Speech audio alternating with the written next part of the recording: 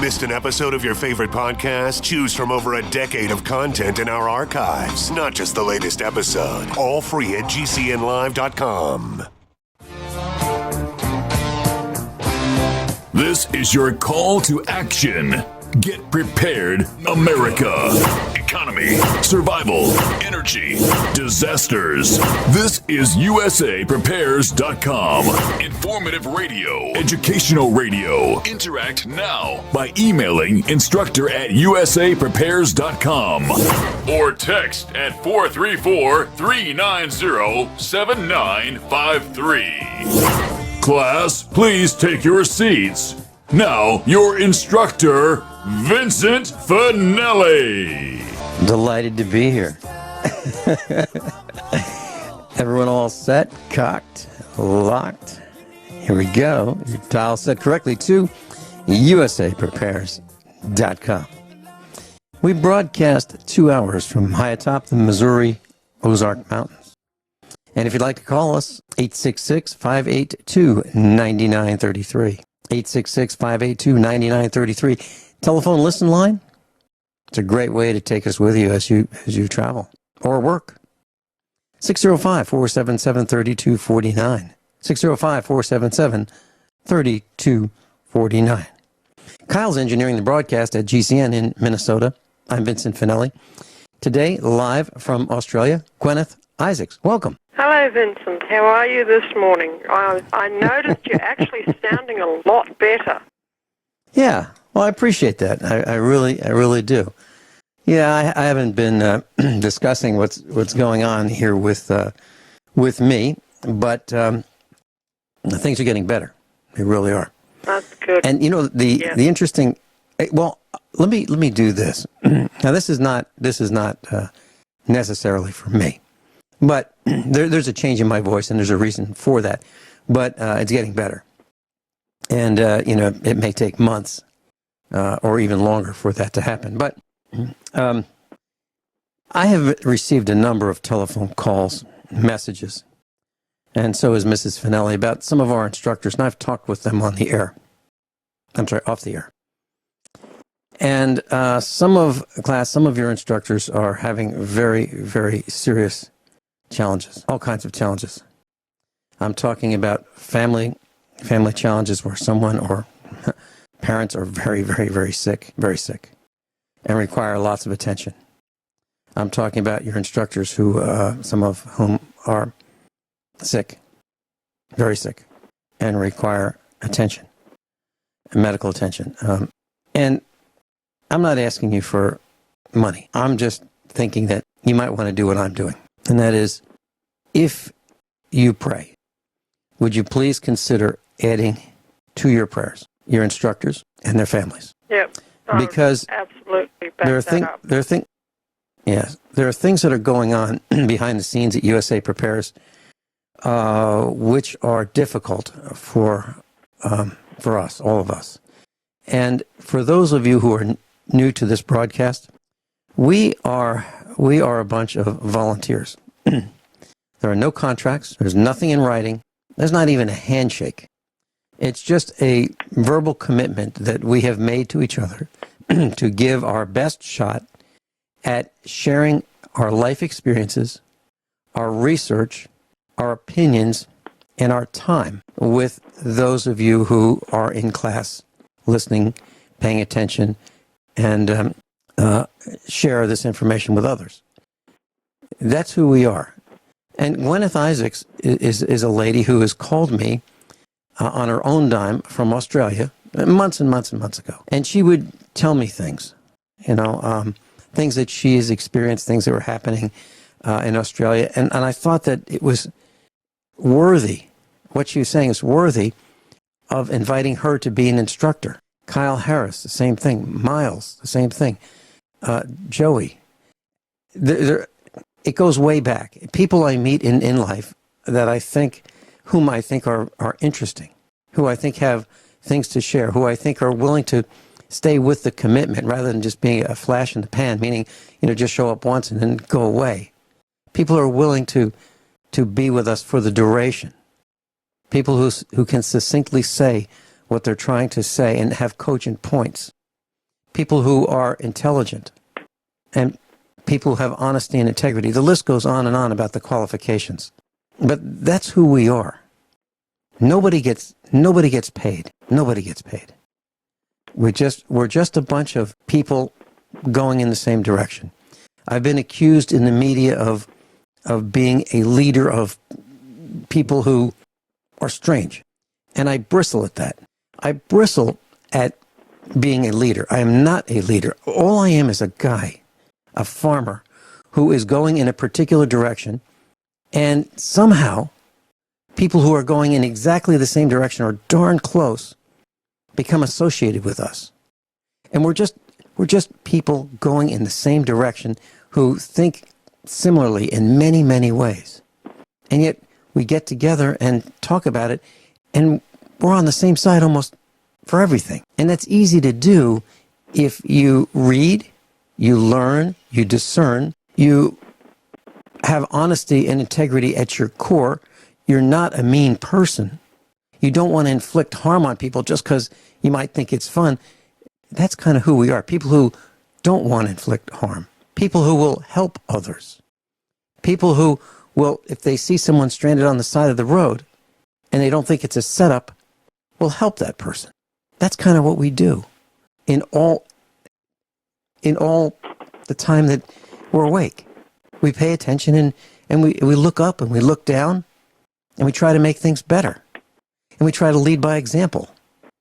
Does that explain, do you think, Guineith, what you've learned, before you were an instructor on the air, that's kind of who we are? Yeah, I would say that. And you know what I was going to talk about today was honourableness.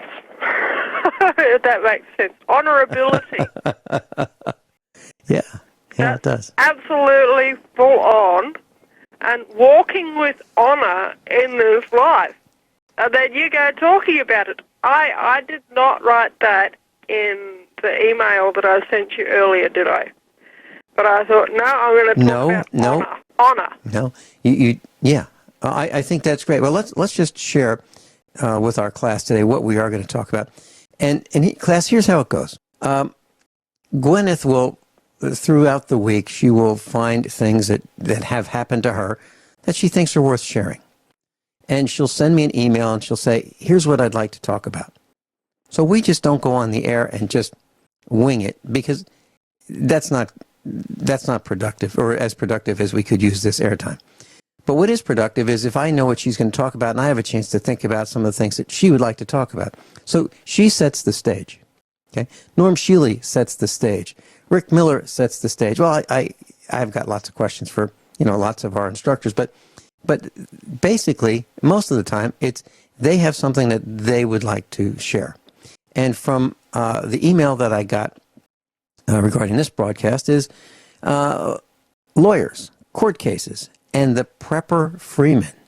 And Guineith says that if you are a prepper /Freeman /off-gridder and have not yet been sued by someone claiming to be your government, don't worry. Sooner or later, you will be. And that's the truth of it. Well, I don't know it is anyone in this movement who hasn't been sued.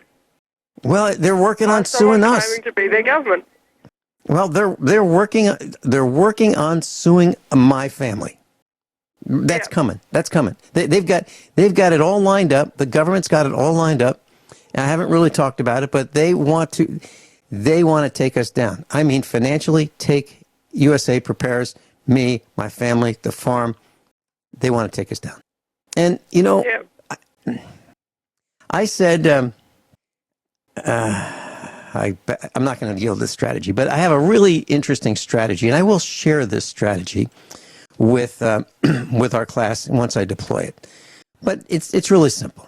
It's really simple. If you've got something to prove, if the government has a claim, prove it.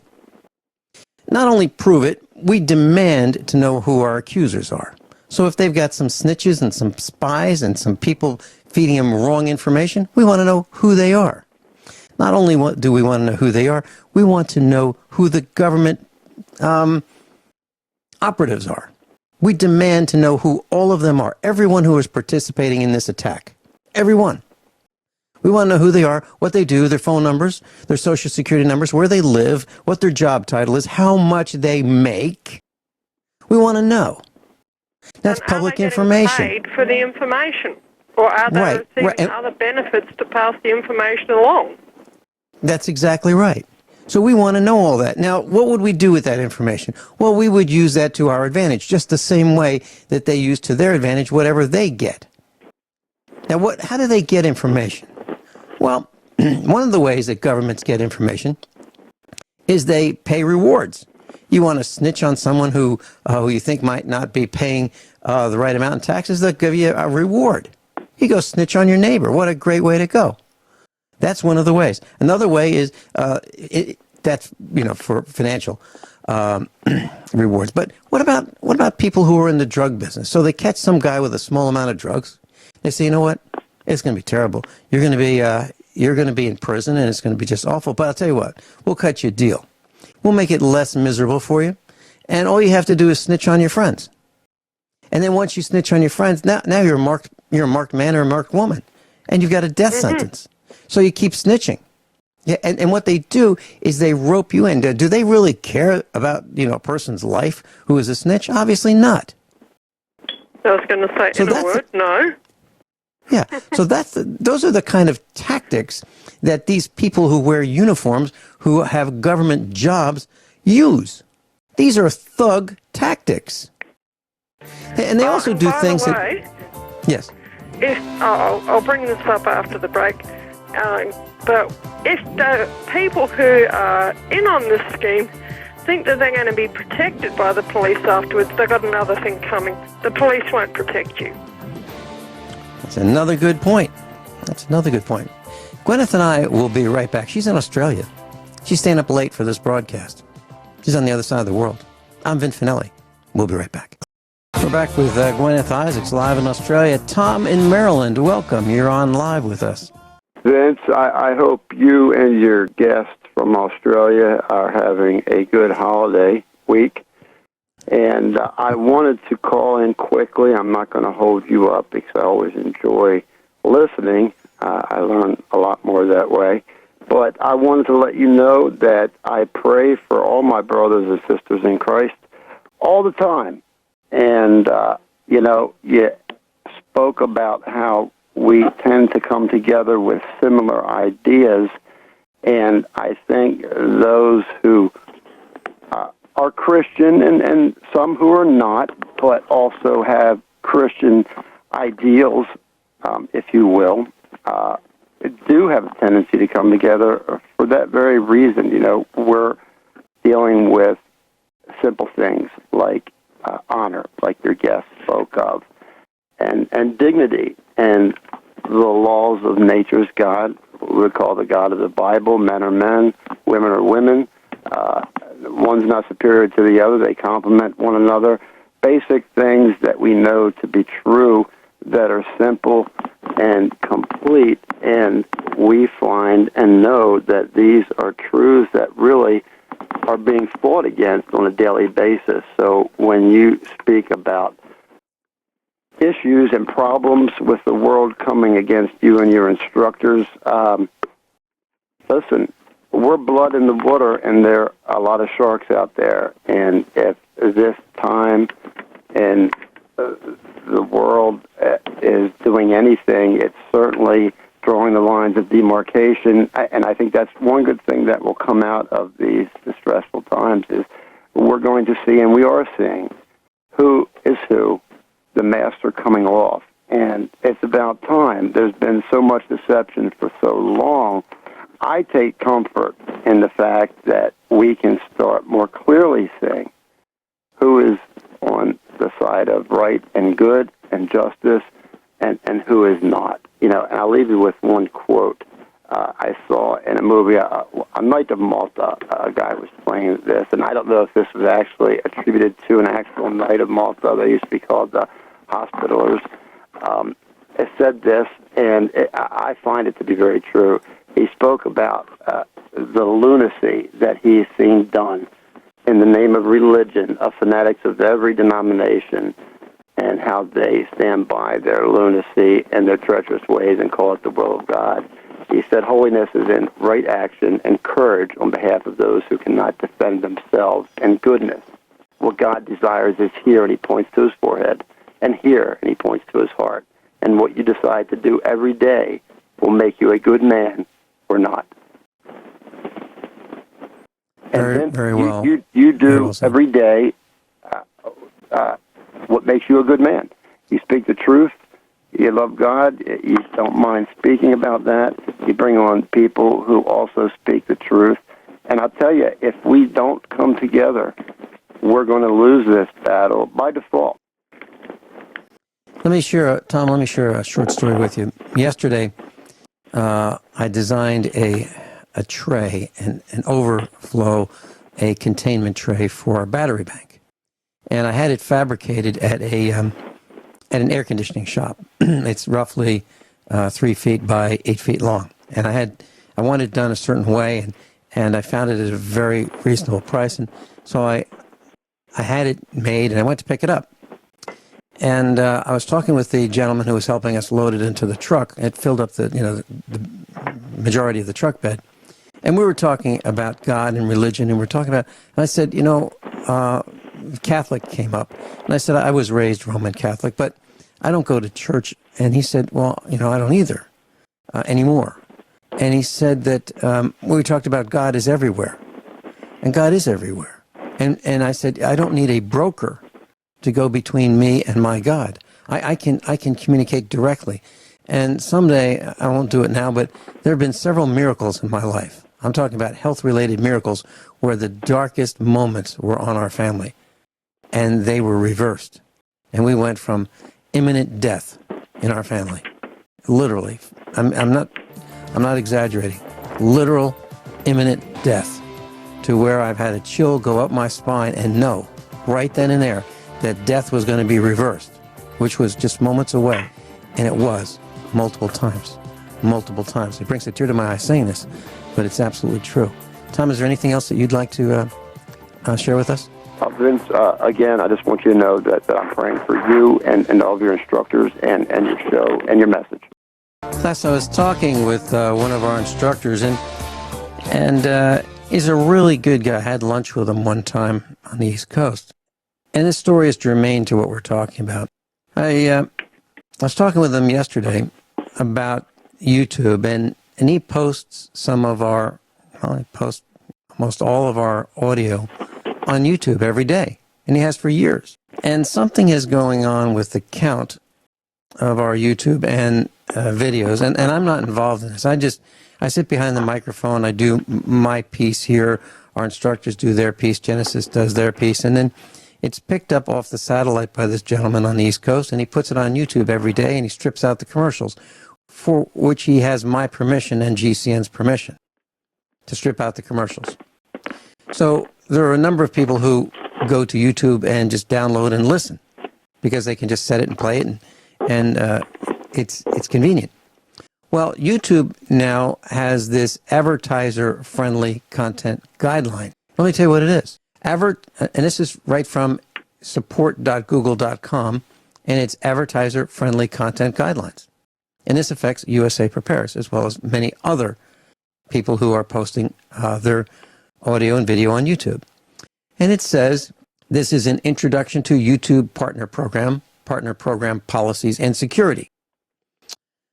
Advertiser-friendly content is content that is appropriate for all audiences. I'm reading this. It has little to no inappropriate or mature content in the video stream, thumbnail, metadata, which is the video title. If the video does contain inappropriate content, the context is usually noteworthy or comedic, and the creator's intent is to inform or entertain, not offend or shock. Content that may be acceptable for YouTube under YouTube policies may not be appropriate for Google advertising. Google's program policies provide additional guidelines for what can be monetized and advertised, and also have their own standards and requirements for content. It goes on to say, content that is considered inappropriate for advertising is as follows. Content that is considered not advertiser friendly includes, but is not limited to, sexually suggestive content, including partial nudity and sexual humor. Well, it does not include us. Okay? We're good for that. No problem. Violence, including display of serious injury and events leading to violent extremism. Well, we talk about events that have happened that are violent, serious injury. We talk about riots. We talk about reactions of people. So maybe that does include us. Inappropriate language, including harassment, profanity, vulgar language. Well, we have an unwritten policy about vulgar language. And if it accidentally comes out by one of the people who are on the air with me, it does not come out by me, but if it were to, accidentally, that person is called up short on it, most of the time on the air, if not on the air, off the air. There's some criticism that we don't do that, and hopefully it doesn't happen again, but it's very, very rare. Okay. Promotion of drugs and regulated substances, including selling, use, and abuse of such items. We don't do that at all. Here's where we might fall prey. Controversial or sensitive subjects and events, including subjects related to war, political conflicts, natural disasters and tragedies, even if graphic imagery is not shown. Well, that sounds like us. You do that all the time. Well, somebody's got... What's the point of having a preparedness show if you can't ever talk about wars or insurrections or natural disasters? Right. That's exactly right. Point. And wars started by mischief, and maybe I should say skirmishes, or wars on the people. You know, beatings, bludgeonings. That's the kind of stuff that we talk about because it happens. We don't make this up. Yeah. These are things that have happened to you, me, other instructors. One of our instructors, Steve Angle, in Hays City, Kansas, answers the door on a weekend, and he gets yanked out of a door, bludgeoned, sent to the hospital, and then right after the hospital, he goes right into jail for a few days. And now he gets threatened with assault on 2 police officers with a deadly weapon. All he did was open the door. He had his gun in his left hand. He was holding it by the muzzle so he could open the door with his right hand. They put a gun in his face. They showed up at his house. He wasn't shooting at him. He wasn't looking out the window ready to plink at people. He was just minding his own business when they came to his door. And then he becomes the guy who has to defend himself against the system, against 20-year prison term. That's the kind of stuff that happens. And they said he called 911. He goes, no, I didn't call 911. They can make this stuff up. How do you prove that? How do you prove these things when they say, no, you called 911, you pocket dialed? How do you prove that? The only way to prove it is to not have a phone. Yep, and unfortunately that's not possible for me because I work as a telephonist. And I live 18 kilometres out of town, and the Victoria Police have harassed me so much that I can now no longer drive my motor vehicle safely in public. And so, and I'm not willing to go on the dole. So I work as a telephonist. I do tarot reading. Mm-hmm. And, and God gave me that gift. He showed me what they meant. He showed me that it was actually an ancient oracle that came from the Zarathustrians.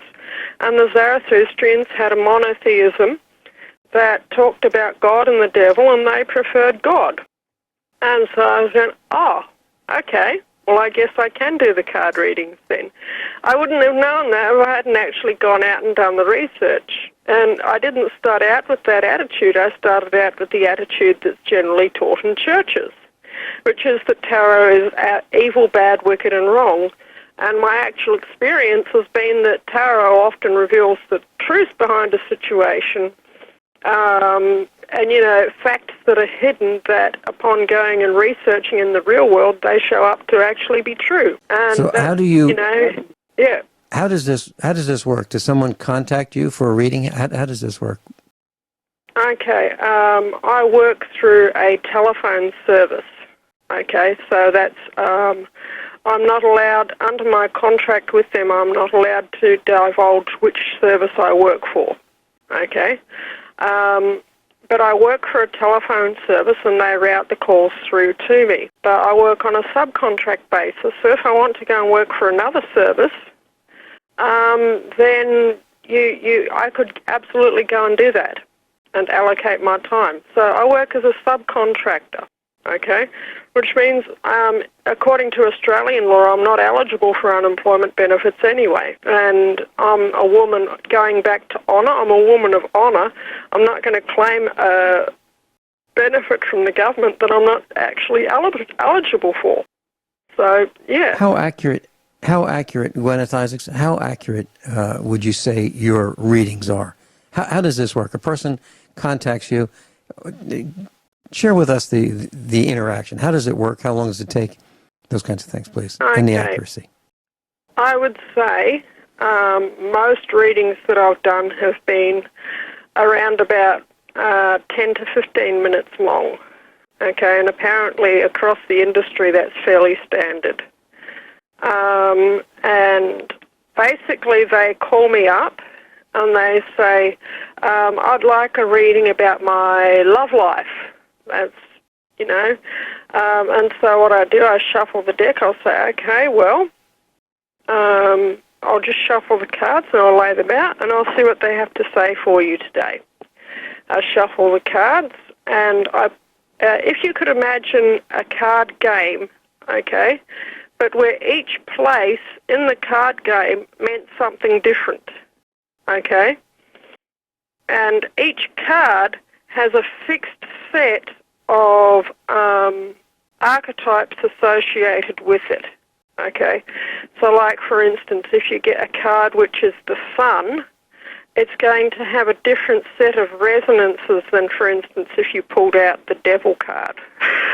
That's really one end of the spectrum to the other. And, I might get, and court cards usually represent people, okay? And each different court card represents a different type of person. And there's male, female, children, good people, bad people, and depending on the cards that are around them as well. And it's a whole complex world in itself. And I've been reading cards now for about 12 years. And I've done, I would say hundreds and hundreds and hundreds of professional readings. And I'd say I have, this is just my estimation, about a 90% accuracy reading. Okay. So that means I'll be about quite impressive. I'll be right about 90% of the time. That's quite impressive. Does any of this reading have to do with intonation from the person who's calling you? Is there any bias from the intonation of the person who is calling you, or is it strictly from the cards? Sometimes that's minor. You know, sometimes you can sort of tell, but mostly it's I shuffle the cards, I lay them out, and let's see what they say. And I report what they say. Okay. Yeah. When we come back, let's talk about lawyers, court cases, and the Prepper Freeman. Let's talk about that. Guineith Isaacs. We'll be right back. So, Guineith, you said in your email to me that if you are a prepper, a freeman, an off-gridder, and you've not yet been sued by someone claiming to be your government, don't worry, sooner or later, you will be. That's the truth of it, from what I have seen. Even people around who live around here, they might not class themselves as being preppers. They're just good old-fashioned Australian bush types, which are probably not far removed from good old American, country hillbilly types. They're getting themselves that's what they're called in our neck of the woods. Yeah, hillbilly. We're called hillbillies. Yeah. They live off the grid. They got chickens. They got their vegetable garden, and they got the missus who's probably wouldn't win any beauty awards, but I'll bet you she can make a real nice cake, and I'll bet you they've got something really nice to drink around the back, you know, that they've made themselves, that the government might not necessarily like. And since but, you know, and they're since not when hurting is anyone, are they? Since when is the government in control of what we make for our own consumption? When I was growing up, my dad told me that we might have experimented just to see if it worked, but I know my grandparents bought crates of grapes from farmers, and they would. I even have the old wine press from my grandfather. Never used it, but I have it, and I could press grapes and make the juice and add some yeast or use the naturally occurring yeast on the skin of the grapes and make wine. And according to my understanding, you are able to make up to 200 gallons, according to their code, for your own personal consumption. Now, what would be better than me making my own wine with me controlling the ingredients, you know, lack of chemicals and so forth? What would be better than that? Yep. Now, I have made wine in the past, and it works fine. And, you know, as long as you're not in the business of selling it. Yeah, and if you're not in the business of selling it, the government has no authority over you for your own consumption, or you can share it with friends. You just can't sell it according to their code. Well, and I'm not interested in selling it anyway.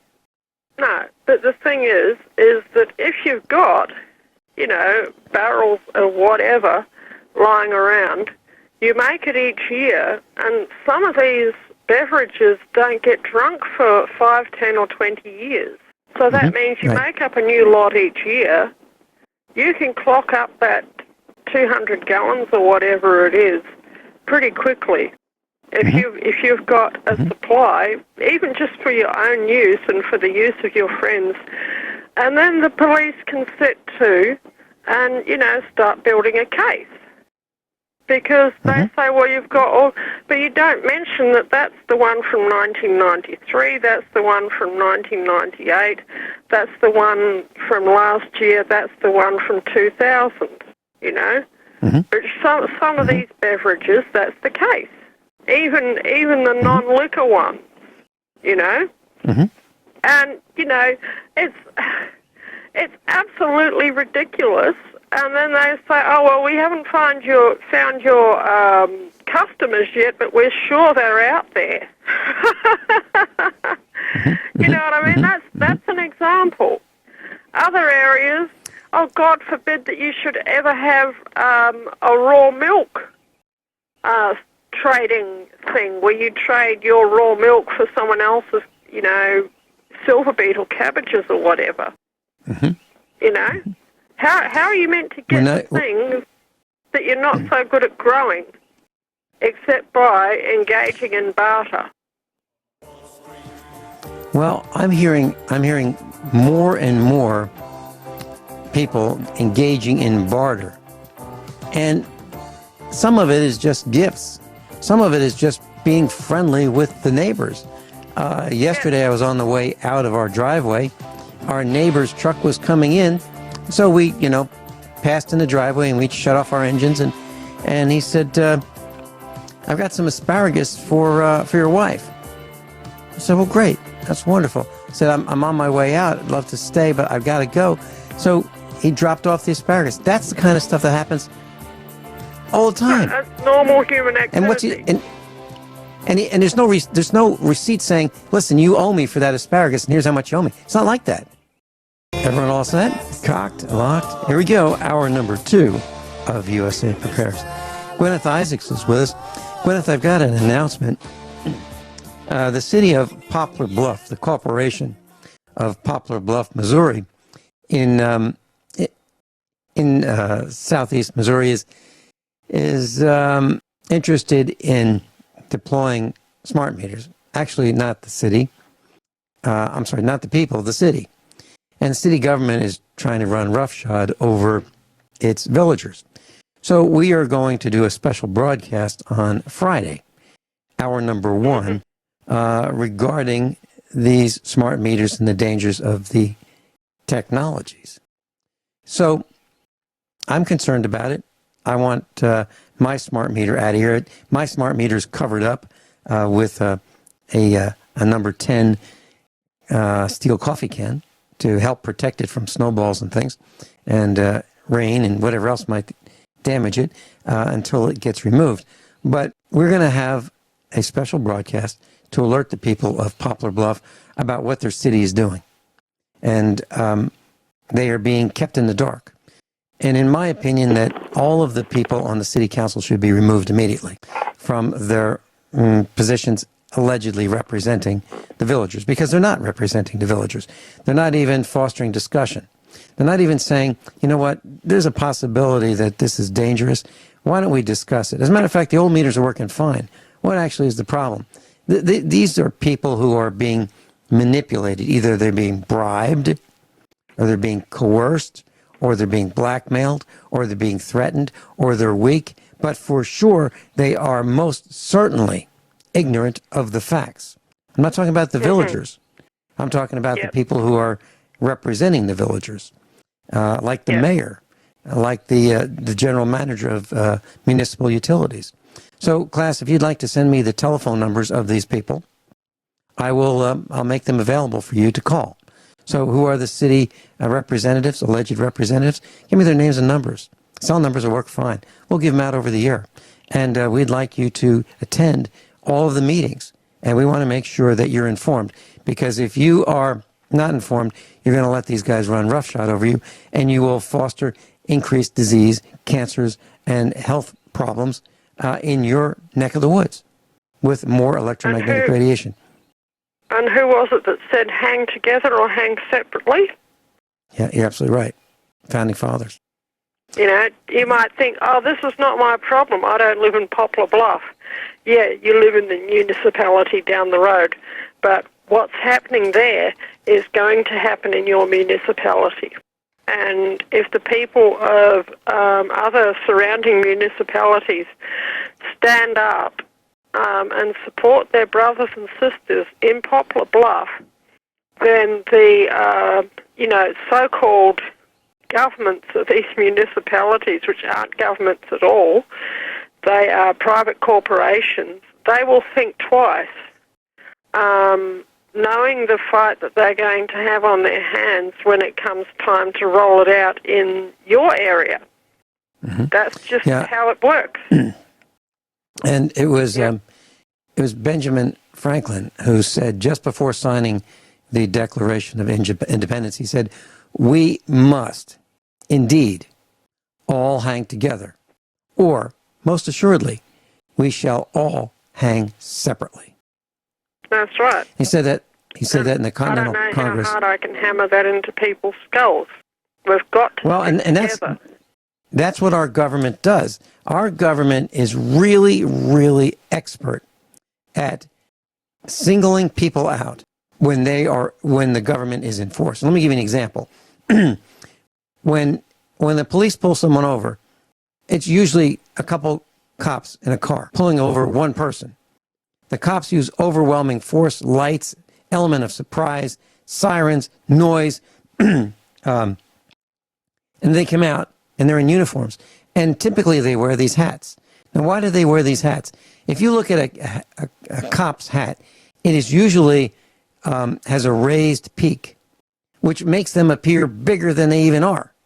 Some of them have these huge caps or hats that you could, they resemble something from maybe the 1800s that Abraham Lincoln might wear. Huge, to make them look even taller. And then they're puffed out with their body armor, and they've got their guns and their tool belt with all kinds of weapons on it, and they look formidable. And you're just driving your car, listening to the radio. Groceries. Yeah. Yeah. So they use overwhelming force, and there's one guy that comes out on the left, one guy that comes out on the right. They've got their gun. And then the guy starts looking through the back of your ute. Yeah. And you got this guy over here trying to talk to you, and the other guy's trying to do an unwarranted search on the back of your ute. That's happened to me, and I've posted the video online. If you go to my YouTube channel, I think this video's got about 8,000 or 9,000 views now. Victoria police officer ignores the Attorney General. And something? Alex Jones says something, and that is, when you're flying over target, because that's when you get the flak. I don't think he was the original one who said that, but that YouTube video has got the most views and the most flak of any YouTube video that I've ever posted. And it's that the cop flat out says, do you recognize the opinion of the Attorney General? That's the Commonwealth Department of the Attorney General in Australia. Okay? And he flat out says, no.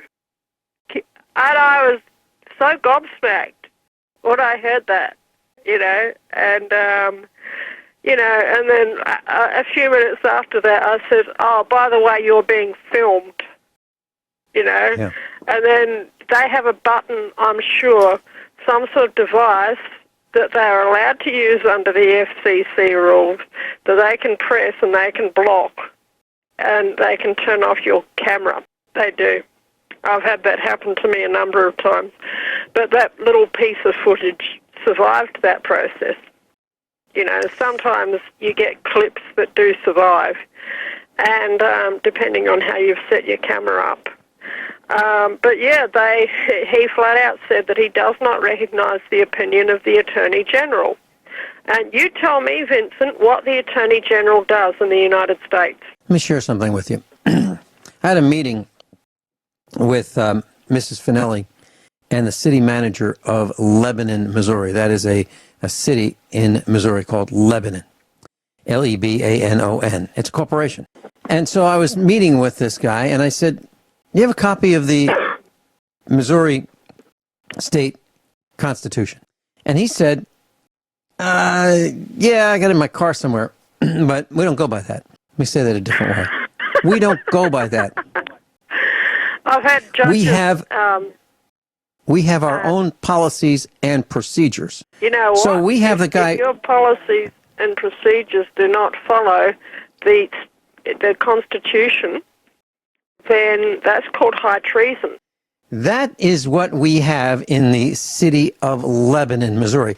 That guy is still the city manager.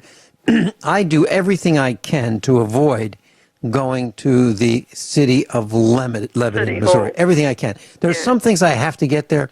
It's difficult to totally boycott the city of Lebanon.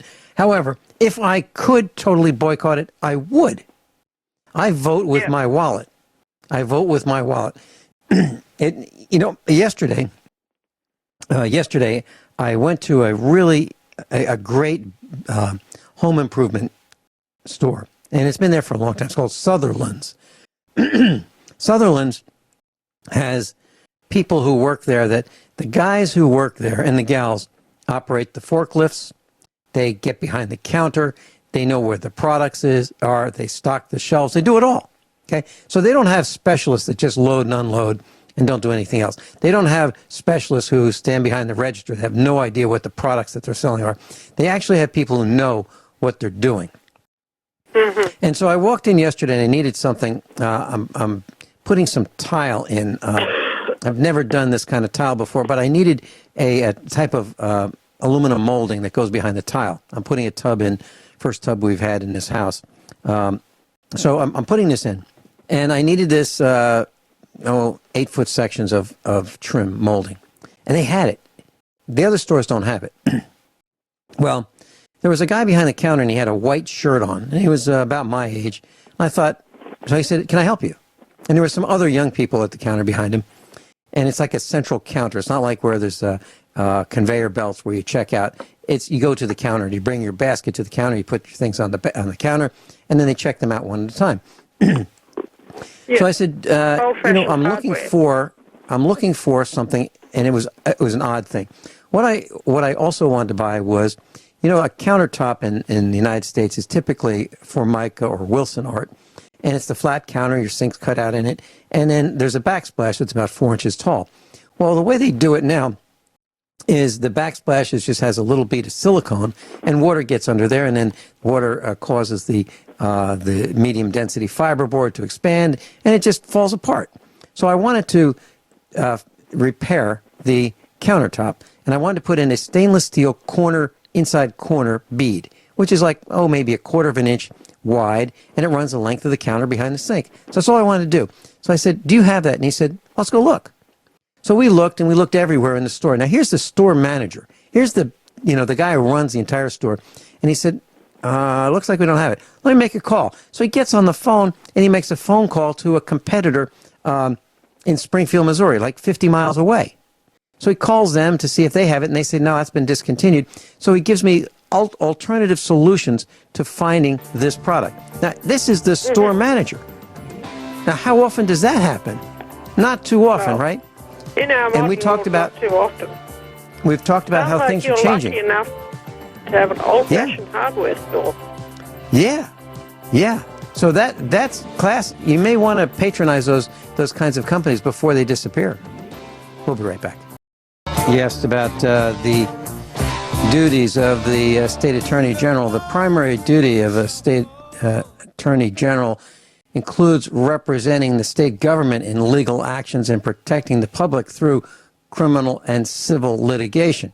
But they're also empowered to issue opinions to guide the legal actions of public agencies. Typically, attorneys general are chosen by the voters in statewide elections.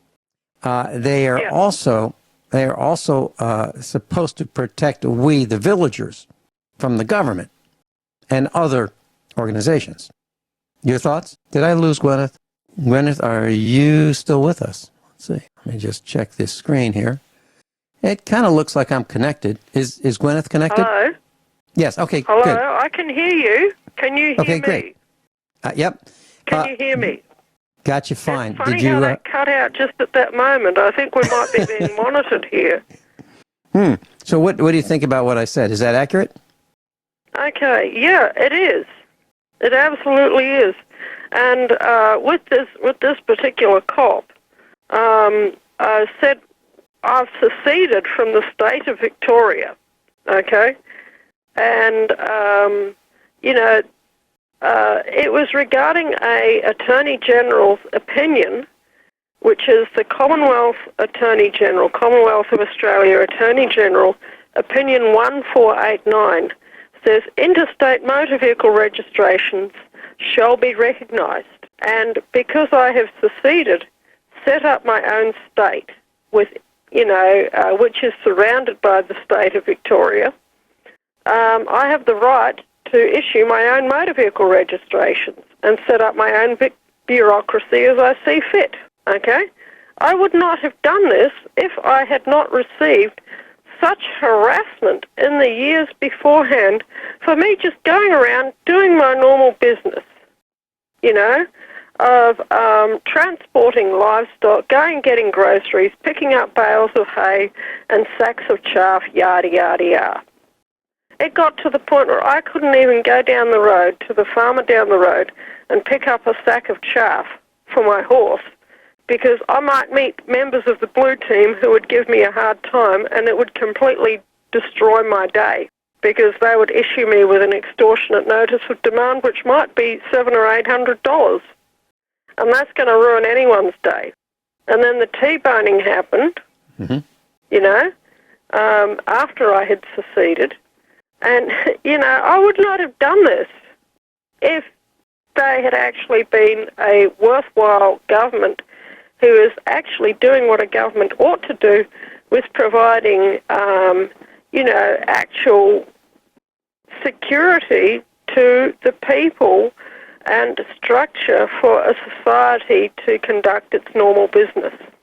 And I said, I explained to this particular cop, I have seceded from the state of Victoria. Do you recognise the opinion of the Attorney General? And he flat out says, no.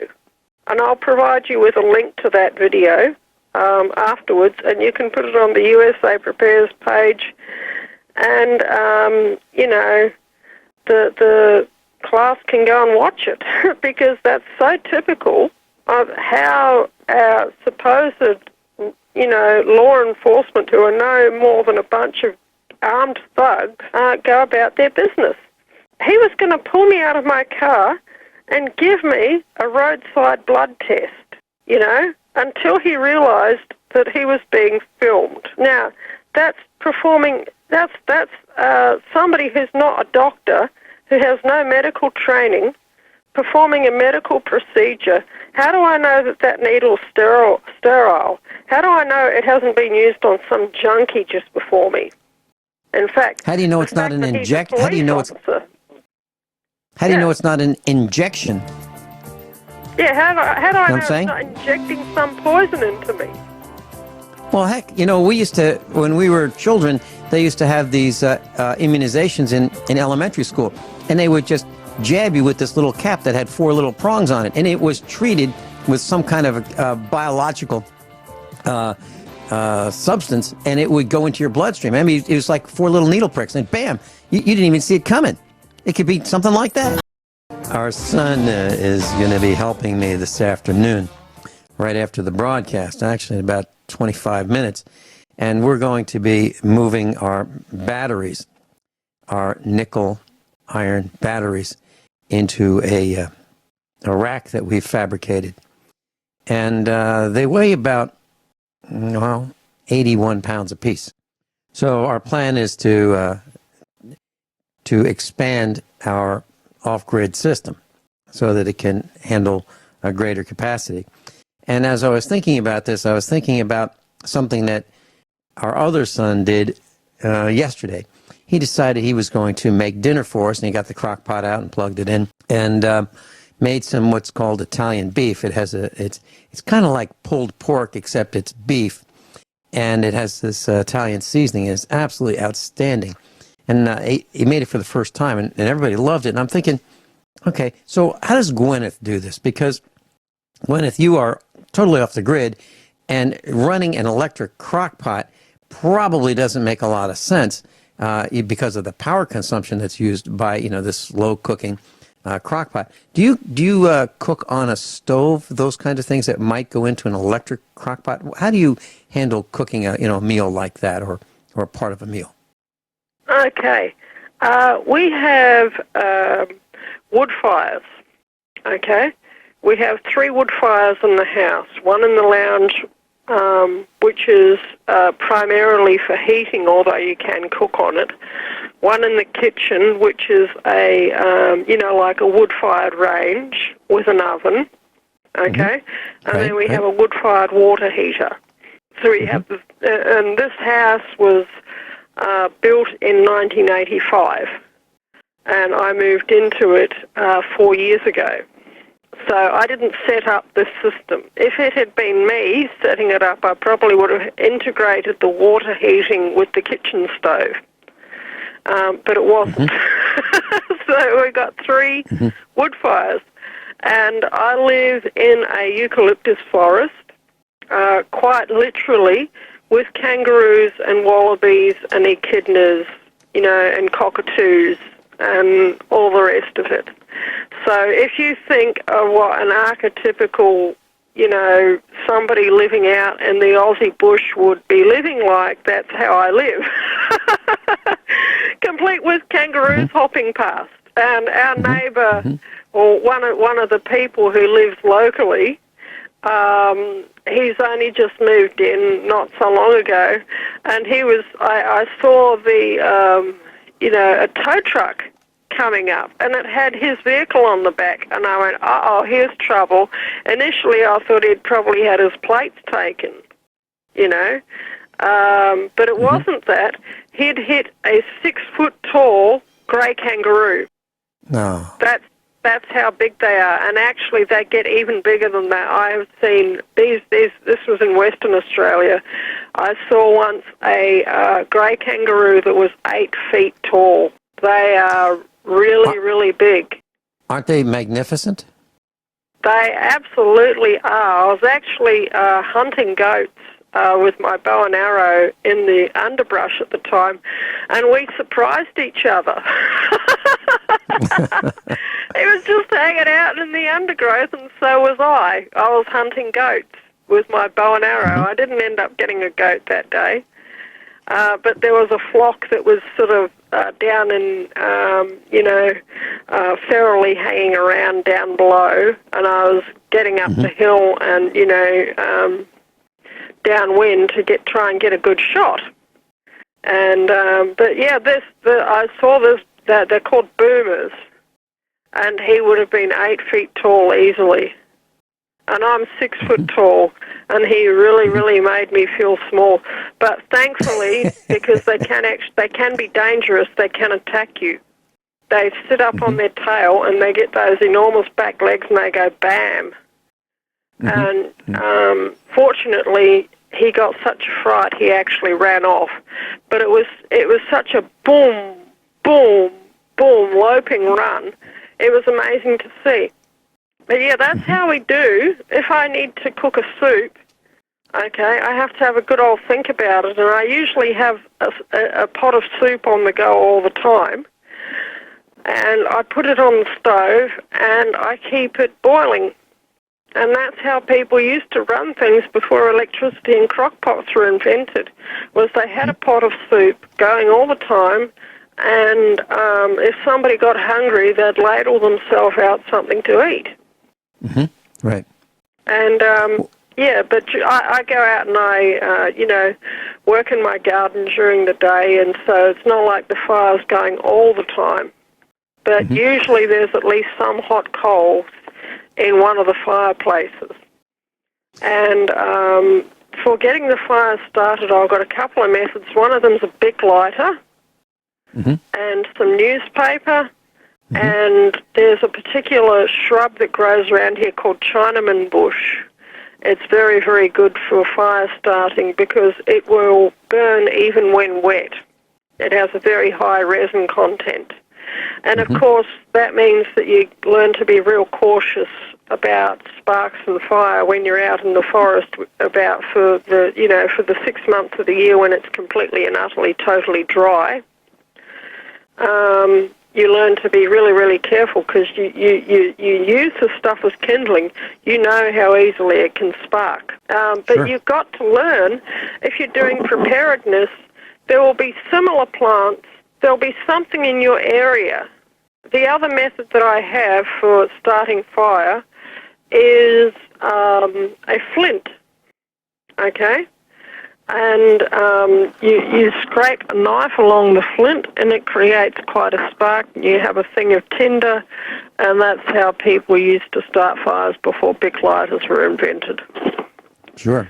What I've done about maybe 30 years ago is if you had friends that smoked cigarettes or visitors that came, they always left matches. And whenever they did, I would just put them in a jar, kind of like a peanut butter jar. It was a glass jar at the time. They were much bigger jars for peanut butter than they are now. And I just put them in this peanut butter jar and close them up. And, after a number of years, I had a full jar of matches. Well, I still have those matches from, 30 years ago.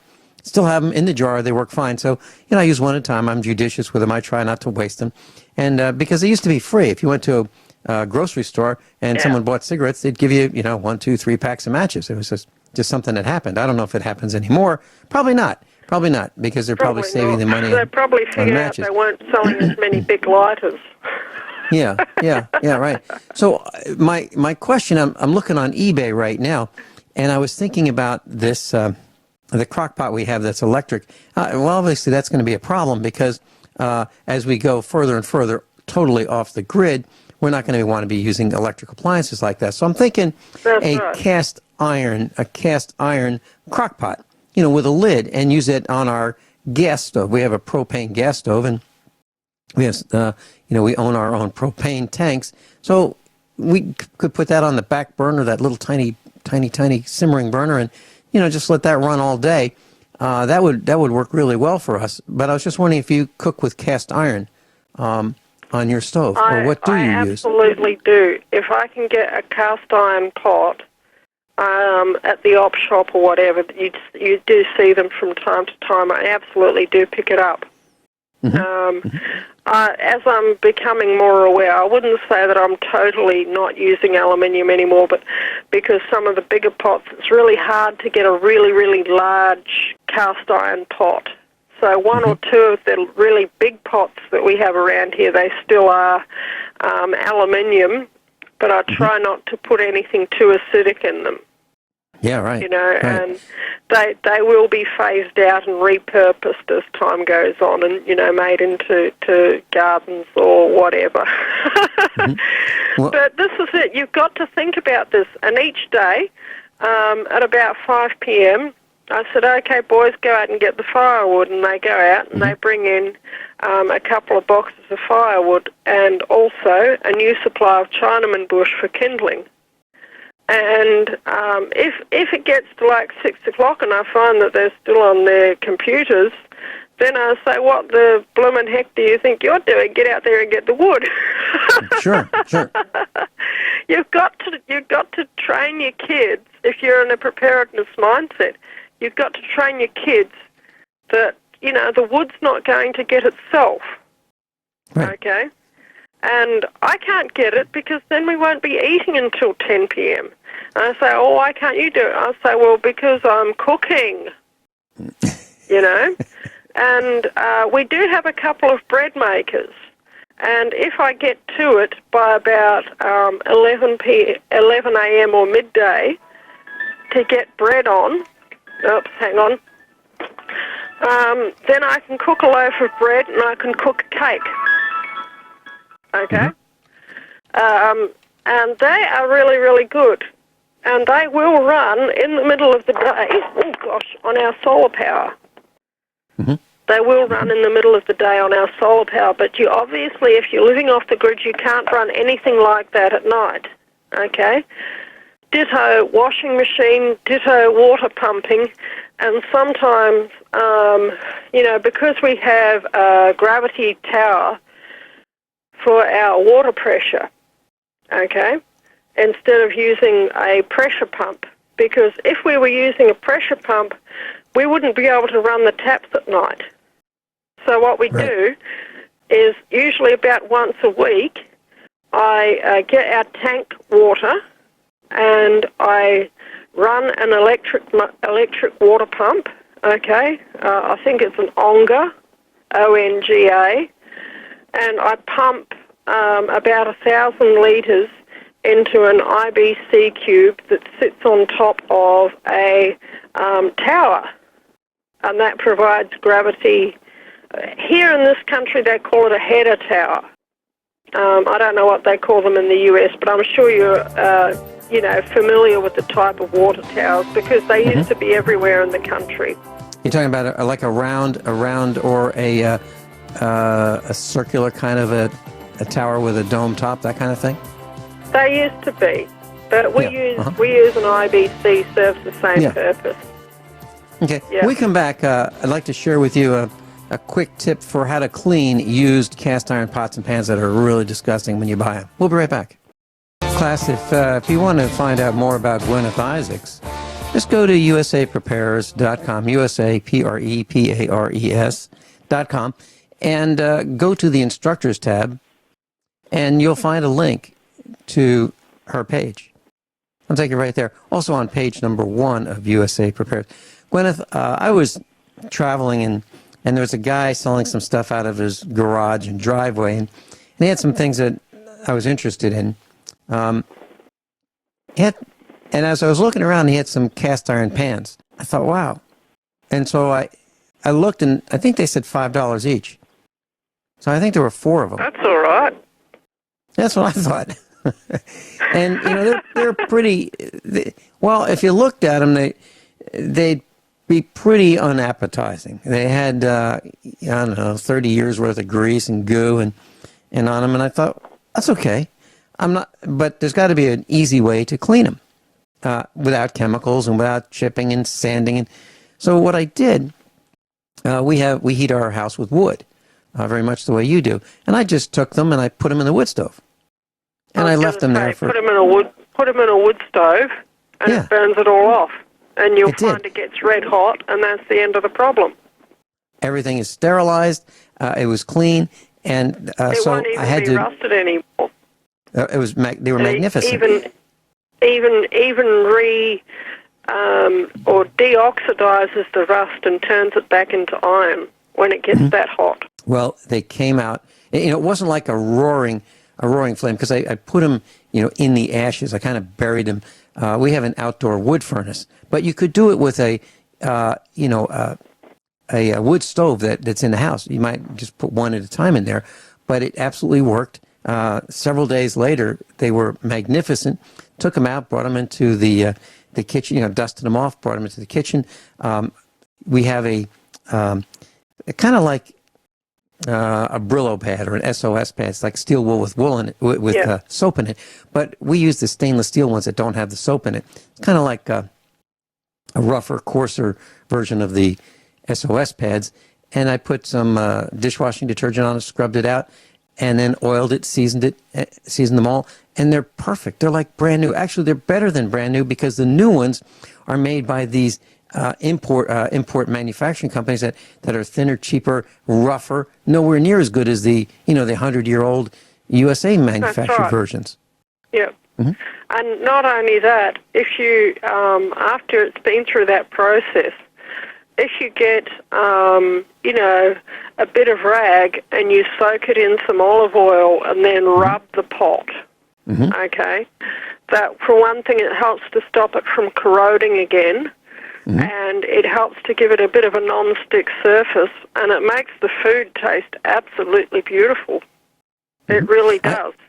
I agree. And I think it's these techniques that have been lost and forgotten, okay, because people are so used to everything being prepackaged. They really are, and they've forgotten how to reuse and repurpose stuff. Like, for instance, today, I said, I need a new yabby trap, and I had seen some YouTube videos. A yabby is a freshwater crayfish, okay?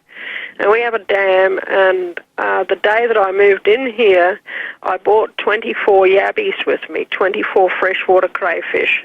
And in the dam they went, and now there's thousands of them, and there's also a healthy population of catfish. They keep the yabby supply down to a point where they're not going to destroy the dam, and they're also jolly fine eating as well. People, once upon a time, 90% of the population lived out in the countryside, and everybody knew how to do this. This was not rare information 100 years ago, and with how our family goes, my mum was 42 when I was born, and she was a depression baby, and her family, they were blue bloods of the old variety, but they weren't well off. They knew how to do this sort of thing. I just looked up yabby. It's time we all remembered. You're right. I just looked up yabby. Can I plant them in our ponds? You can put them in the pond, but make sure there's something that's going to eat them. Well, we've got catfish or eel. Okay. Hey, I'm gonna pursue that. Guineith Isaacs, thank you so much for being with us, sharing your time, staying up late. See you next Tuesday.